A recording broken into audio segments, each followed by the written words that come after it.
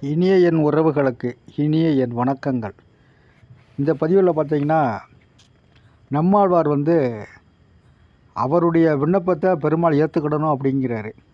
உலகத்து உயிர்களை காப்பாற்றுவதற்காக மீனாய் ஆமையாய் வராகமாய் அவதரித்தவனே, தேவர்களின் தலைவனே, பொய்யான அறிவும் தீய நடத்தையும் அழுக்கான தேகமும் கொண்டு பிறவியில் அழுந்தியுள்ளோம்.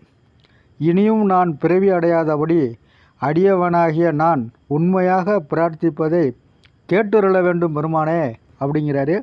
திருவருத்தத்தில் பாசரத்தை சொல்கிறாரு.